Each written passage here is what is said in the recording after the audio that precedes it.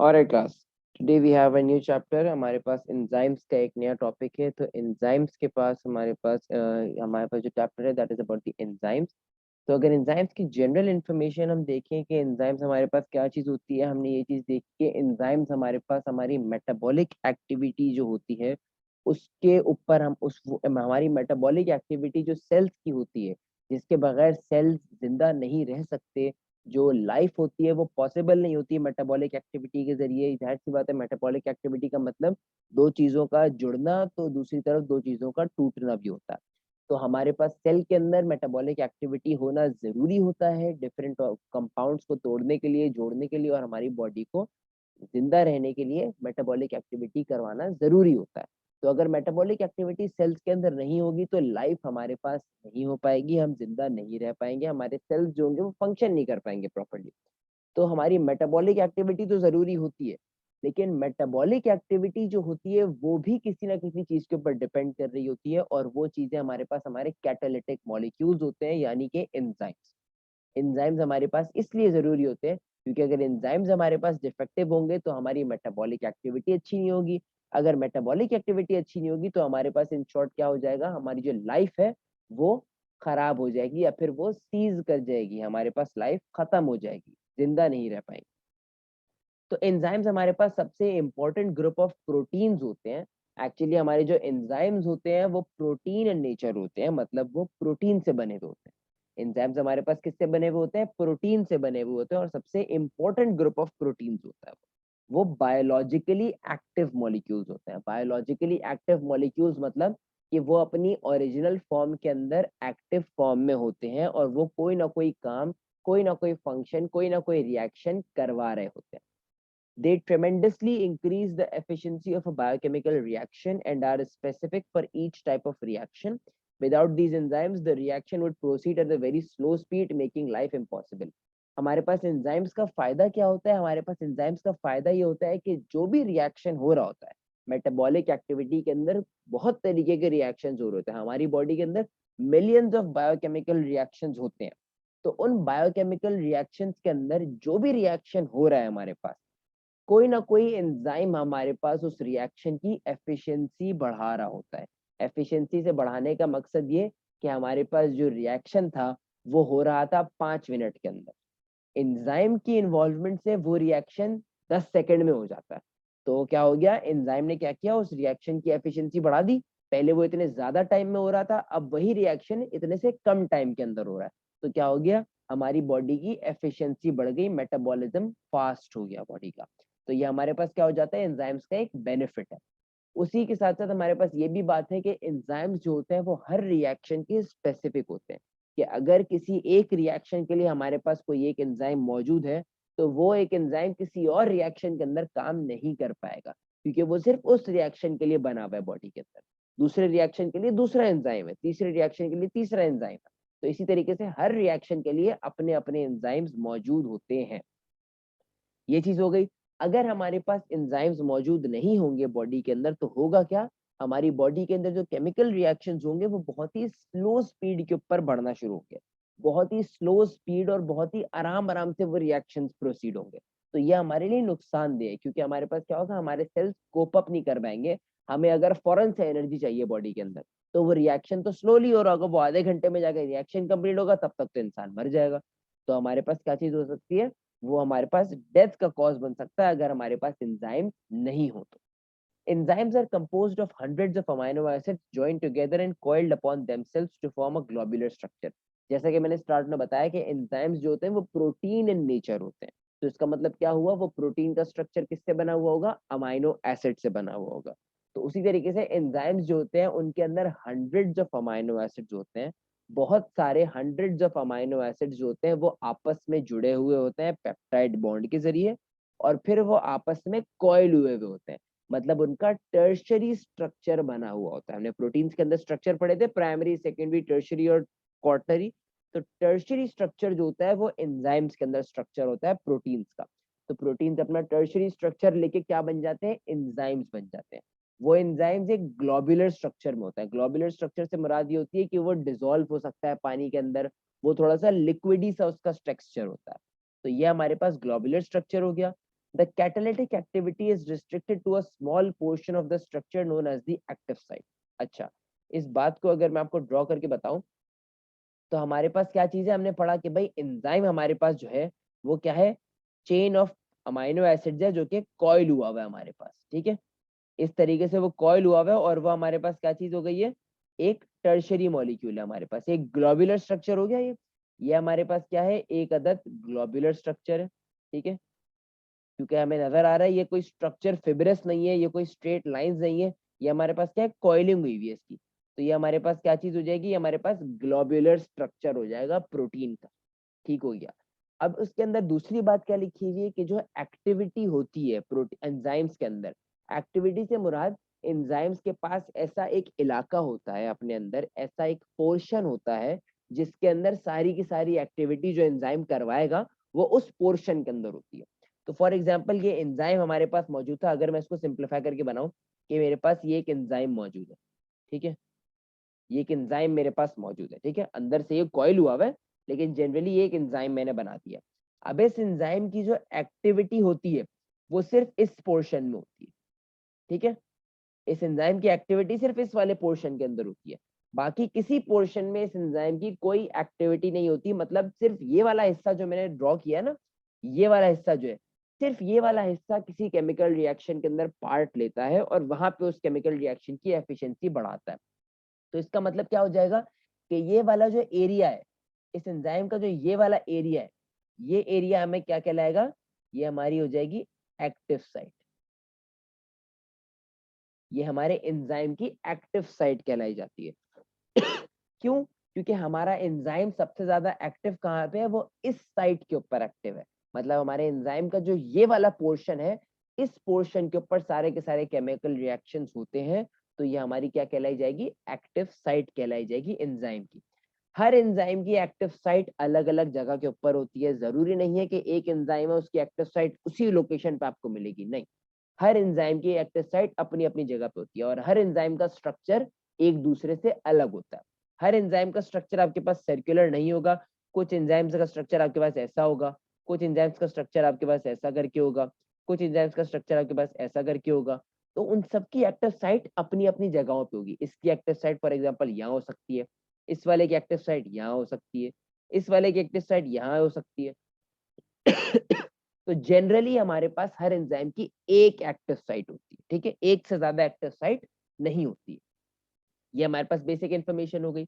अच्छा जी, उसके बाद हमारे पास क्या चीज है, the reactant called substrate is attached to the active site consisting of only a few amino acids while rest of the bulk of the amino acids maintains the globular structure of the enzyme। अच्छा जी, जो हमारे पास मैंने बताया कि ये मेरे पास active site है enzyme की, तो लोगों के मन में सवाल आता है कि भाई ये जो बाकी का स्ट्रक्चर बना है इसका फायदा क्या है फिर, अगर एक्टिव साइट सिर्फ इतनी छोटी सी होनी है तो बाकी का जो पूरा स्ट्रक्चर है उसका क्या फायदा, उसके अंदर जो अमाइनो एसिड्स है वो तो जाया हो रहा है। तो वो जाया नहीं होते, वो हमारे पास किस लिए मौजूद होता है, या बाकी के जितने पीछे हमारे पास अमाइनो एसिड्स मौजूद होते हैं ना, इन अमाइनो एसिड्स का काम होता है उस एंजाइम के स्ट्रक्चर को मेंटेन करना। अगर सिर्फ एक्टिव साइट की चेन होती है हमारे पास तो ना वो आपस में कॉइल हो पाते, ना उनका कोई हमारे पास स्ट्रक्चर बनता प्रॉपर। तो वो स्ट्रक्चर मेंटेन करने के लिए हमारे पास बाकी के पीछे इतने सारे अमाइनो एसिड्स मौजूद हैं जो कि स्ट्रक्चर मेंटेन करते हैं और एक्टिव साइट को उन्होंने पकड़ के रखा हुआ होता है। और एक्टिव साइट के ऊपर क्या चीज होती है, जो भी हमें रिएक्शन के अंदर सबस्ट्रेट होता है। आपने केमिस्ट्री के अंदर पढ़ा होगा कि जब भी किसी चीजों के दरमियान रिएक्शन होता है तो इस साइड पे कोई सबस्ट्रेट्स होते हैं, ठीक है, कोई ना कोई सबस्ट्रेट आपके पास मौजूद होता है, ठीक है, और वो रिएक्शन होने के बाद किसी ना किसी प्रोडक्ट्स के अंदर डिवाइड हो जाता है। ये केमिस्ट्री के अंदर नॉर्मली ये होता है, कोई ना कोई सबस्ट्रेट होता है, उसका कोई रिएक्शन होता है, वो या तो 2 3 4 5 6 7 जितने भी प्रोडक्ट्स के अंदर डिवाइड हो रहा है, किसी ना किसी प्रोडक्ट के अंदर डिवाइड हो जाता है वो, ठीक है। तो ये चीज हमारे पास एंजाइम्स के अंदर भी होती है, एंजाइम्स हमारे पास होते हैं यहाँ पे मौजूद, ये हमारे पास एंजाइम है, इस एंजाइम की एक्टिव साइट ये है, ठीक है। ये इस एंजाइम की एक्टिव साइट है हमारे पास। क्या चीज होगी हमारे पास ये सबस्ट्रेट का मॉलिक्यूल है, ठीक है, ये हमारे पास सबस्ट्रेट है, हमारे पास ये सबस्ट्रेट आएगा, यहाँ पे अटैच हो जाएगा सबस्ट्रेट, यहाँ पे सबस्ट्रेट अटैच होगा, यहाँ पे केमिकल रिएक्शन होगा हमारे पास। केमिकल रिएक्शन जब होगा, एंजाइम्स हमारे पास कोई ना कोई केमिकल रिएक्शन कराएंगे और उस सबस्ट्रेट को क्या करेंगे, प्रोडक्ट के अंदर डिवाइड करके बाहर निकाल देंगे। तो जब एंजाइम यहाँ से निकलेगा तो एंजाइम तो हमारे पास वैसे का वैसा ही रहेगा, एंजाइम की एक्टिव साइड भी वैसी ही रहेगी हमारे पास, लेकिन जो प्रोडक्ट पहले सर्कल था वो प्रोडक्ट अब क्या चीज हो जाएगी, दो चीजों के अंदर डिवाइड हो जाएगा। वो प्रोडक्ट हमारे पास दो चीजों के अंदर डिवाइड हो जाएगा, दो अलग अलग प्रोडक्ट्स के अंदर वो डिवाइड हो गया हमारे पास। तो ये हमारे पास मेटाबॉलिक रिएक्शन हुआ, कैटालिटिक रिएक्शन हुआ। कैटलिज्म का मतलब क्या पढ़ा था हमने, कि एक चीज को तोड़ना, ठीक है, और दो चीजों के अंदर डिवाइड कर देना उसको। तो कैटलिज्म इधर हमारे पास हो रहा है, एनाबॉलिज्म कैटाबॉलिज्म हमारे पास हो रहा है इधर। अगर हमारे पास एनाबॉलिज्म होता तो क्या होता, दो चीजें जुड़ रही होती, लेकिन एंजाइम्स हमारे पास क्या करा रहे होते हैं, कैटाबॉलिज्म करा रहे होते हैं। तो उन्होंने क्या किया, एक सबस्ट्रेट को लिया और उसको दो प्रोडक्ट्स के अंदर डिवाइड कर दिया। ये चीज हमारे पास एंजाइम्स कराते हैं। इसके अलावा हमारे पास क्या चीज होती है, some enzymes consist solely of proteins, others also have non protein part known as cofactor। Mostly जो हमारे पास प्रोटीन्स मौजूद हैं बॉडी के अंदर, नेचर के अंदर जितने भी हमारे पास प्रोटीन्स मौजूद हैं, वो सारे के सारे प्रोटीन्स हमारे पास क्या चीज होती है, वो सारे के सारे प्रोटीन्स और वो सारे के सारे एंजाइम्स हमारे पास प्रोटीन इन नेचर होते हैं। ठीक है, सारे एंजाइम्स प्रोटीन के बने हुए होते हैं, लेकिन उन एंजाइम्स के अंदर, कुछ एंजाइम्स के अंदर थोड़ा सा पार्ट नॉन प्रोटीन का भी होता है। नॉन प्रोटीन से मुराद प्रोटीन के अलावा कोई और बायोलॉजिकल मॉलिक्यूल भी वहां पे थोड़े से पार्ट पे अटैच हुआ होता है। उस पार्ट को हम कहते हैं कोफैक्टर। कोफैक्टर का मतलब क्या हुआ, कोफैक्टर वो चीज होती है जो कि एंजाइम के प्रोटीन वाले पार्ट के साथ जुड़ी हुई होती है, जो नॉन प्रोटीन होता है। खुद नॉन प्रोटीन होता है लेकिन एंजाइम के प्रोटीन वाले पार्ट के साथ वो थोड़ा सा जुड़ा हुआ होता है हमारे पास। वो कोफैक्टर होना जरूरी होता है, अगर वो कोफैक्टर नहीं होगा तो एंजाइम सही से काम नहीं कर पाएगा, अगर वो कोफैक्टर मौजूद होगा तो ही एंजाइम जो है वो सही से काम कर पाता है। इसकी एग्जांपल ये है कि आपके पास एक टीवी का रिमोट है, आपके पास एक टीवी का रिमोट है, आपने क्या किया, उस टीवी के रिमोट में से आपने सेल निकाल दिया, ठीक है। अब आप टीवी चला रहे हैं, टीवी चलेगा नहीं। क्यों नहीं चलेगा भाई, क्योंकि उस टीवी के रिमोट के अंदर सेल मौजूद नहीं है। तो अगर आप सेल डालेंगे तो ही रिमोट काम करेगा, अगर आपने सेल निकाल दिया तो रिमोट तो होगा लेकिन रिमोट काम नहीं करेगा आपका। उसी तरीके से एंजाइम और कोफैक्टर का रिलेशनशिप होता है कि एंजाइम तो होता है हमारे पास, अगर कोफैक्टर होगा तो ही एंजाइम हमारे पास काम करवाएगा आगे, अगर कोफैक्टर नहीं होगा तो एंजाइम क्या करेगा, काम नहीं कर पाएगा। तो हमारे पास कोफैक्टर जो होता है वो एंजाइम का पार्ट होता है लेकिन प्रोटीन नहीं होता वो। ठीक हो गया, अगर पूरा एंजाइम प्रोटीन का बना हुआ है, कोफैक्टर जो होता है वो नॉन प्रोटीन होता है। ठीक है, cofactor usually acts as a bridge between the enzyme and its substrate. Cofactor actually काम क्या करता है, कोफैक्टर का काम ये होता है कि वो जो सबस्ट्रेट आके लग रहा है एंजाइम के अंदर, उसके दरमियान और जो एंजाइम है उसके दरमियान एक ब्रिज बनाता है। मतलब बात ये हुई कि अगर आपके पास फॉर एग्जांपल आपके पास एक टेलीफोन है, ठीक है, पीटीसीएल टेलीफोन जो होता है, आपके पास वो बॉक्स है और आपके पास हाथ में जो उसका रिसीवर है, अगर बीच की तार में हटा दूं तो क्या आप उससे कांटेक्ट कर पाएंगे, आप उसके जो नंबर मिलाएंगे वो नंबर की कॉल ही नहीं जा पाएगी, क्योंकि बीच की जो तार है वही मैंने हटा दी। अगर मैं वो बीच की तार लगा देता हूँ तो फिर आप आसानी से कॉल भी कर सकते हैं, आप कॉल रिसीव भी कर सकते हैं, आप कॉल कर भी सकते हैं किसी को। तो ये हमारे पास जो बीच की तार है वो क्या हो गई, वो ब्रिज बन गई। उसी तरीके से एंजाइम कोफैक्टर और सबस्ट्रेट के दरमियान जो होता है वो कोफैक्टर हमारे पास एज अ ब्रिज काम करता है। अगर एंजाइम है और सिर्फ सबस्ट्रेट है तो सबस्ट्रेट आगे लग भी जाएगा तो कुछ नहीं होगा, लेकिन अगर कोफैक्टर साथ होगा तो कोफैक्टर क्या करेगा, जब वो सबस्ट्रेट आके लगेगा तो फिर वो एंजाइम को एक चाबी घुमाएगा और फिर उसके बाद हमारे पास रिएक्शन स्टार्ट होगा। तो ये हमारे पास ब्रिज होता है।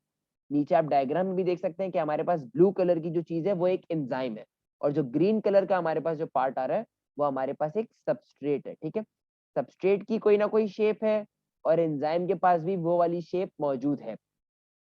कोफैक्टर मॉलिक्यूल हमारे पास आया, कोफैक्टर मॉलिक्यूल ने जो खाली जगह बची हुई थी, ये एंजाइम तो यहाँ आके लग जाता, अगर ये कोफैक्टर नहीं होता तो ये एंजाइम तो इस जगह पे आके लग जाता, लेकिन ये रिएक्शन कंप्लीट नहीं हो पाता क्योंकि थोड़ी सी खाली जगह यहाँ पे बचती है हमारे पास साइड में। तो इस खाली जगह को भरने के लिए क्या हुआ, हमारे पास कोफैक्टर आया, वो कोफैक्टर ने ये खाली जगह भर दी और फिर आसानी से सबस्ट्रेट हमारा यहाँ पे लग गया और इस जगह को फिल कर दिया जैसे कि इस वाली डायग्राम में हुआ है। और फिर हमारे पास रिएक्शन हुआ कंप्लीट और रिएक्शन होने के बाद वो सबस्ट्रेट जो था प्रोडक्ट के अंदर डिवाइड हो गया और वो कोफैक्टर वैसे का वैसा ही रहा, एंजाइम भी वैसे का वैसा ही रहा। ये चीज हमारे पास हो गई। अच्छा, often it contributes directly to the chemical reaction which brings about catalysis. Sometimes the cofactor provides a source of chemical energy helping to drive reactions which would otherwise be difficult or impossible. कभी कभी हमारे पास जो cofactor होता है वो क्या करता है, वो ब्रिज बन जाता है और साथ हमारे पास काम करा रहा होता है, और कभी कभी वो साथ काम नहीं करा रहा होता लेकिन वो एनर्जी सप्लाई कर रहा होता है एंजाइम को काम करने के लिए। एंजाइम को भी एनर्जी चाहिए ना काम करने के लिए, एक सबस्ट्रेट को उसे तोड़ना है, फिर उसको निकालना है, फिर दूसरे सबस्ट्रेट को जोड़ना है तो एनर्जी तो चाहिए होती है। तो वो एनर्जी कभी कभी कोफैक्टर प्रोवाइड कर देता है। जब रिएक्शन बहुत ज्यादा मुश्किल और इम्पॉसिबल होगा तो कोफैक्टर एनर्जी भी प्रोवाइड करना शुरू हो जाता है हमारे पास। ये चीज हो गई। कोफैक्टर की एग्जांपल्स इन्होंने हमारे पास दी हुई है कि कुछ एंजाइम्स हमारे पास जो होते हैं नेचर के अंदर, वो कोफैक्टर के अंदर क्या क्या चीजें इस्तेमाल करते हैं, वो कोफैक्टर के अंदर मेटल आयंस को इस्तेमाल करते हैं। तो कोई भी एंजाइम्स हमारे पास है उनके कोफैक्टर क्या क्या हो सकते हैं, मैग्नीशियम हो सकता है, आयरन हो सकता है, कॉपर हो सकता है और जिंक भी हो सकता है। ये हमारे पास मेटल आयंस क्या हो गए, कोफैक्टर हमारे पास हो जाते हैं। The detachable cofactor is known as an activator if it is an inorganic ion. If the non-protein part is covalently bonded, it is known as prosthetic group.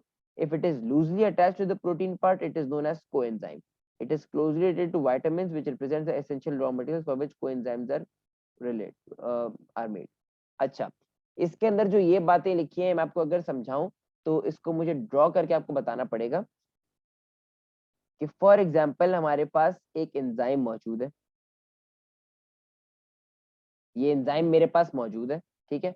अगर मेरे पास, मैं ब्लैक से बना रहा हूँ कोफैक्टर को, अगर मेरे पास क्या चीज है, एक मेटल आयन मेरे पास मौजूद है जो कि रिएक्शन के दौरान आके लगता है और रिएक्शन के बाद निकल जाता है, ठीक है।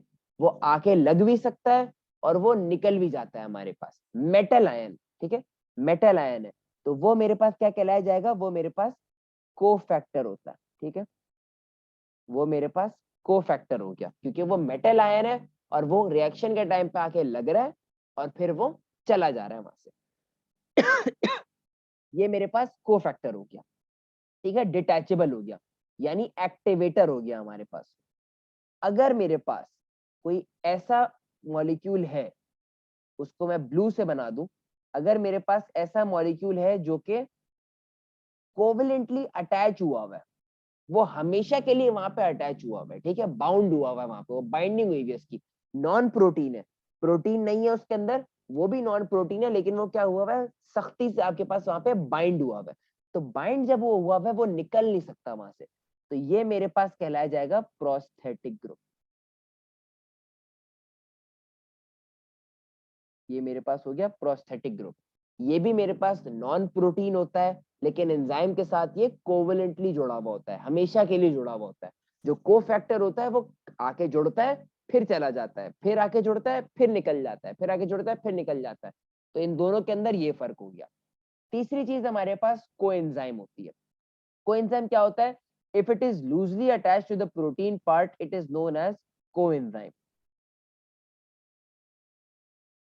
अच्छा जी, अगर हमारे पास एक तीसरा मॉलिक्यूल है, तीसरा मॉलिक्यूल इसको मैं पिंक से अगर बनाऊं, एक तीसरा मॉलिक्यूल है, वो क्या है, वो लूजली अटैच हुआ हुआ है। लूजली अटैच से मुराद वो इतना ज्यादा जोर से अटैच नहीं हुआ हुआ, वो थोड़ा लूजली अटैच हुआ हुआ है। देख रहे हैं बीच में गैप है यहाँ पे वो लूजली अटैच हुआ हुआ है। अटैच वो भी रहता है हमेशा के लिए लेकिन लूजली अटैच है। जो प्रोस्थेटिक ग्रुप है वो पक्का पक्का अटैच हुआ हुआ होता है। जो हमारे पास ये पिंक से बना है ये थोड़ा लूज सा अटैच हुआ हुआ है। ये लूज से जो अटैच हुई हुई होती है चीज, ये हमारे पास को एंजाइम होता है। को एंजाइम, ये सारी की सारी एंजाइम से जुड़ी हुई चीजें। अगर हमारे पास वो निकल रहा है लग रहा है, निकल रहा है लग रहा है, तो वो कोफैक्टर है। अगर वो लूजली अटैच हुआ हुआ है तो वो कोएंजाइम है। अगर वो कोवलेंटली परमानेंटली अटैच हुआ हुआ है तो वो प्रोस्थेटिक ग्रुप है हमारे पास। ये तीनों का फर्क आपको पता होना चाहिए। कहीं पे अगर लिखा हुआ है कि एंजाइम का जो कोफैक्टर होता है वो ये होता है, तो कोफैक्टर आपको पता होना चाहिए कोफैक्टर क्या चीज होती है, प्रोस्थेटिक ग्रुप क्या चीज होती है, कोएंजाइम क्या चीज होती है, ये चीज आपको पता होनी चाहिए। कोएंजाइम जो होता है वो जनरली आपके क्या होते हैं, वाइटामिन होते हैं। कोएंजाइम आपके वाइटामिन होते हैं, जैसे कि कोफैक्टर्स के अंदर क्या थे, मेटल आयंस थे, उसी तरीके से जो कोएंजाइम्स होते हैं वो आपके वाइटामिन होते हैं। बेटा पिंक वाला भी हमेशा लगा हुआ होगा, जी बिल्कुल, पिंक वाले का नाम है कोएंजाइम। कोएंजाइम भी हमेशा लगा हुआ होगा, लेकिन क्या होगा, लूज लगा हुआ होगा, इतना स्ट्रांगली लगा हुआ नहीं होगा, थोड़ा सा लूज लगा हुआ होगा वो। और जो ब्लू वाला प्रोस्थेटिक ग्रुप है वो क्या है, वो परमानेंटली लगा हुआ, वो पक्का पक्का हमारे पास लगा हुआ है। इसके बाद हमारे पास एक और चीज है, only small quantities of vitamins are needed because like enzymes coenzyme can be used again and again. An enzyme with its coenzyme or prosthetic group removed is designated as apoenzyme. Adding the correct concentrated coenzyme to the apoenzyme will restore enzyme activity. An activated enzyme consisting of polypeptide chain and a cofactor is known as holoenzyme. अच्छा, दो और terms हमारे पास आ गई है, एक term है apoenzyme की और एक टर्म है होलोएंजाइम की। फॉर एग्जाम्पल, अगर मेरे पास कोई प्रोटीन, अगर मेरे पास कोई एंजाइम था, हमारे पास सिर्फ 4 मिनट्स है, अगर मेरे पास कोई एंजाइम था, उस एंजाइम के अंदर मेरे पास क्या चीज थी, एक को एंजाइम अटैच हुआ हुआ था, ठीक है, एक को एंजाइम लूजली अटैच हुआ हुआ था और एक प्रोस्थेटिक ग्रुप भी अटैच हुआ हुआ था, ठीक है, एक प्रोस्थेटिक ग्रुप भी अटैच हुआ हुआ था। मैंने क्या किया, मैंने ये दोनों चीजें रिमूव कर दी वहां से। मैंने ये दोनों चीजें, अभी ये मेरे पास नॉर्मल फंक्शन करने वाला एंजाइम है, ठीक है, ये फंक्शन कर सकता है, ये सारे काम कर रहा है अभी एंजाइम, ठीक हो गया, नॉर्मली फंक्शन है कर रही है। अगर मैंने ये दोनों चीजें रिमूव कर दी इस एंजाइम के अंदर से, मैंने ये दोनों चीजें रिमूव कर दी, तो ये क्या हो गया, अब ये एंजाइम काम नहीं कर सकता हमारे पास, क्योंकि इसका को एंजाइम भी हट गया, इसका प्रोस्थेटिक ग्रुप भी हट गया। तो ये एंजाइम क्या एंजाइम कहलाएगा, ये कहलाएगा एपो एंजाइम। ये हमारे पास एपो एंजाइम कहलाया जाएगा, ये फंक्शन नहीं कर सकता है क्योंकि ये सिर्फ एंजाइम है, इसके अंदर कोई कोफैक्टर, कोई को एंजाइम, कोई प्रोस्थेटिक ग्रुप नहीं लगा हुआ। अगर मैं इस एपो, अगर मैं किसी भी एपो एंजाइम के अंदर सही क्वांटिटी के अंदर उसका को एंजाइम ऐड करूं, अगर मैं इसी एपो एंजाइम के अंदर इसका को एंजाइम ऐड कर दूं, इसका को एंजाइम मैं ऐड कर दूं, रिएक्शन के अंदर इसका मैं को एंजाइम ऐड कर दूं, तो ये को एंजाइम जाके लग जाएगा फौरन से, और फिर ये एंजाइम हमारे पास वापस से नॉर्मल हो जाएगा, क्योंकि इसका कोएंजाइम दोबारा आके लग गया, मैंने निकाला था, मैंने दोबारा लगा दिया, अब ये एंजाइम दोबारा काम कर सकता है। मैं निकाल दूंगा अगर जबरदस्ती तो ये एंजाइम काम नहीं कर पाएगा, अगर मैं लगा दूंगा तो ये एंजाइम काम करना शुरू हो जाएगा। ये हमारे पास एपो एंजाइम होगा। हॉलो एंजाइम हमारे पास कौन से एंजाइम्स होते हैं, अगर मेरे पास एक एंजाइम है, उस एंजाइम के अंदर मेरे पास एक पॉलीपेप्टाइड चेन जुड़ी हुई, ऑलरेडी वो प्रोटीन का बना हुआ एंजाइम मेरे पास, लेकिन उसके अंदर एक पॉलीपेप्टाइड की चेन जुड़ी हुई है यहाँ पे, ठीक है, पॉलीपेप्टाइड की चेन जुड़ी हुई है हमारे पास। और क्या चीज है, उसके पास एक कोफैक्टर भी मौजूद है, ठीक है, उसके पास कोफैक्टर मौजूद है। एक कोफैक्टर हम किससे बना रहे थे, हम कोफैक्टर ब्लैक से बना रहे थे, तो हमारे पास एक कोफैक्टर भी इसके पास मौजूद है, जो कि आता है और फिर चला जाता है, आता है और फिर चला जाता है।